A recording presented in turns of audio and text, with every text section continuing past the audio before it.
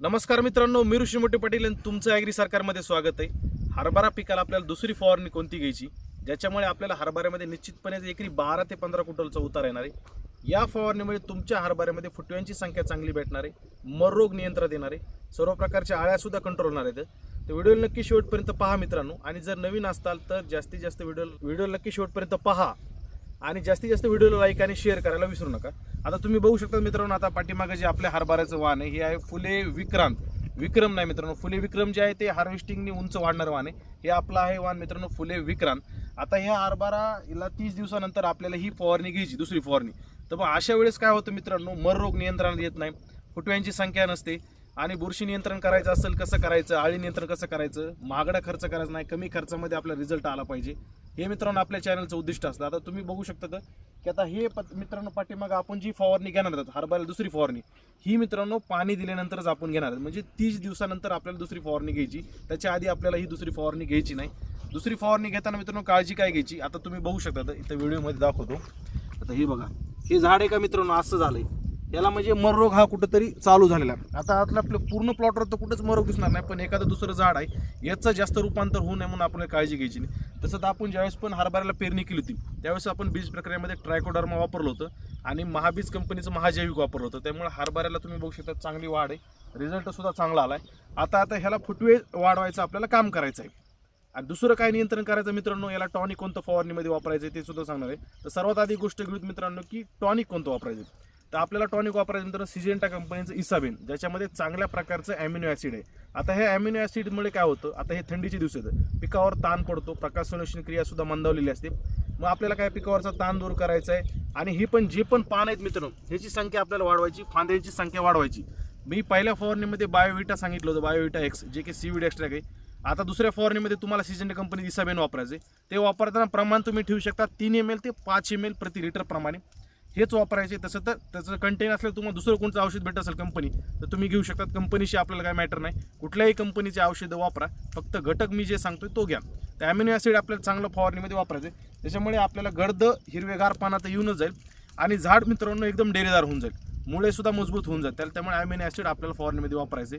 एखादं 1 लिटर औषध मित्रांनो जे की सिजेंटा कंपनी इसाबेन आहे ते तुम्हाला 1000 रुपयाला 950 रुपयाला 1 लिटर भेटून जाईल. त्याप्रमाणे तुम्ही नियोजन करा. एकरला पंप करायचे जर झाले तर 5 ते 6 पंप खूप झाले. 15 लिटरचे पंप तुम्ही 6 करा, 20 लिटरचे पंप तुम्ही 5 करा, हे नियोजन करा. त्यानंतर आता दुसरा विषय येतो मित्रांनो, आता विद्राव्य खत आपल्याला किंवा खत म्हणा कोणचं द्यायचं, त्याच्यामुळे आपल्याला हरभऱ्याला फुटव्यांची संख्या जास्त भेटेल. नत्र आणि स्फूर्द हे महत्त्वाचं, आपल्याला पालाची गरज नाही. तर 1261 एक चांगला पर्याय मित्रांनो, आणि इफ्को कंपनीची नॅनो डीपी. ज्यांना रिझल्ट लवकर पाहिजे, तात्काळ पाहिजे, फुटव्यांची संख्या लवकर पाहिजे, तर त्यांनी इफ्को कंपनीची नॅनो डीपी वापरू शकतात. 600 रुपयाला अर्धा लिटरची बॉटल येते, त्याच्यामध्ये तुम्हाला 1 एकर होऊन जाईल. आणि स्वस्तामध्ये मित्रांनो तुम्हाला 150 रुपयामध्येच 1261 भेटतं 1 किलो. चांगल्या कंपनीचं घ्या, त्याच्यामुळे सुद्धा तुम्हाला हरभऱ्यामध्ये फुटव्यांची संख्या चांगली भेटून जाईल. नत्रामुळे हरभऱ्याची वाढ सुद्धा होऊन जाईल. 12% नत्र आहे आणि 61% स्फूर्द आहे. आणि निप्को कंपनीच्या नॅनो डीपीमध्ये 8% नत्र आहे आणि 16% स्फूर्द आहे. दोन्हीपैकी कुठला एक पर्याय वापरला. 1261 वापरताना काळजी काय घ्यायची, जास्त प्रमाण वापरायचं नाही, ॲसिडिक असतं जरा. 5 ग्रॅमच्या पुढे वापरू नका 1 लिटरला. पंप मात्र जास्त करा तुमच्याप्रमाणे. आता हे 2 झालं मित्रांनो, टॉनिक सांगितलं, विद्राव्य खत सांगितलं किंवा कोणचं खत सांगितलं. हे दोन्हीमुळे तुमच्या हरभऱ्याला जेवढा पाहिजे तेवढा फुटवा भेटून जाईल. उत्पादनामध्ये निश्चितच आपल्याला 20 ते 25% वाढ भेटणार आहे. आता प्रश्न येतो मित्रांनो, बुरशी नियंत्रण आपल्याला करायचं आहे. तर मी पहिल्या फवारणीमध्ये सांगितलं होतं की हरभऱ्याला बुरशी नियंत्रणामध्ये सगळ्यात महत्त्वाचं असतं मर रोग नियंत्रण. तर कमी खर्चामध्ये थायपोनेट मिथेल आहे मित्रांनो, पण काही जण म्हणले की होत नाही नियंत्रण. तर चांगला पर्याय तुम्हाला सांगतो मित्र, आदामा कंपनीचं कस्टोडिया भेटतं. त्याच्यामध्ये दोन्ही प्रकारचे घटक ॲझोस्टोबेसिन आहे आणि प्लस ट्युबिकोनाझोल पण आहे. तर याच्यामुळे काय होतं, हरभऱ्याचा मर रोग नियंत्रण होतो. करपा रोग असेल, गंज रोग असेल, पानं वाळणे असतील, पानं असे सुकणे असेल, हरभऱ्याचे सर्व प्रकारचं नियंत्रण होतं. जरा थोडं महागडे कस्टोडिया, स्वस्तामध्ये थायपोनेट मिथेल रोको आहे. दोन्हीपैकी कुठल्याही एक बुरशीनाशकाची फवारणी करा. जर तुम्ही कस्टोडिया जर वापरत असाल फवारणीला तर 2 ml प्रति लिटरला वापरा, आणि जर रोको वापरत असाल तर 3 ग्रॅम प्रति लिटरला वापरा. दोन्हीपैकी एकच घ्यायचे बुरशीनाशक. याच्यामुळे तुम्हाला हरभऱ्यावरचं बुरशी नियंत्रण बऱ्यापैकी होऊन जाईल. 100% नियंत्रण मित्रांनो फवारणीमधून मर रोगाचं होत नसतं. त्याच्यासाठी तुम्हाला मर रोग नियंत्रणासाठी जमिनीमध्ये सुरुवातीला ज्यावेळेस पण हरभरा लागवड करतात त्यावेळेस बीज प्रक्रिया करणं महत्त्वाची असते. बाकी फवारणीमध्ये नियंत्रण करायचं जर झालं तर 2च पर्याय आहेत, एक आहे कस्टोडिया आणि एक आहे रोको. दोन्हीपैकी कुठलंही एक घ्या, चांगलं नियंत्रण होऊन जाईल.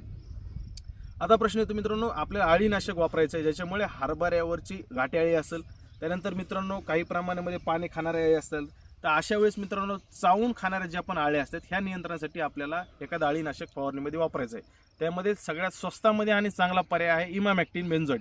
5% SG घटकमध्ये येतं.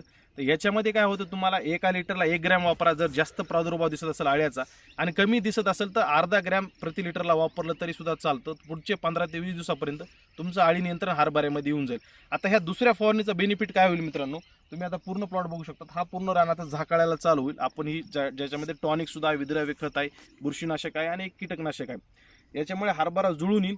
तुम्हाला उत्पादनामध्ये निश्चितच वाढ भेटणार आहे एकंदरीतच, आणि कमी खर्चामधलं हे नियोजन आहे. तर हे फवारणी करताना काळजी घ्या की 30 दिवसानंतर फवारणी घ्या. फुलाच्या आधी फवारणी आपल्याला घ्यायची. चांगला रिझल्ट याच्यासारखा येणार नाही. याच्यापेक्षा कमी खर्चामध्ये फवारणी भेटणार नाही मित्रांनो. बाकी इथं महागड्या फवारण्या खूप आहे. जर महागडी फवारणी करायला जातात तर पुन्हा खर्चाचं आणि उत्पादनाचं गणित जुळत नाही. शेती ही परवडत नाही.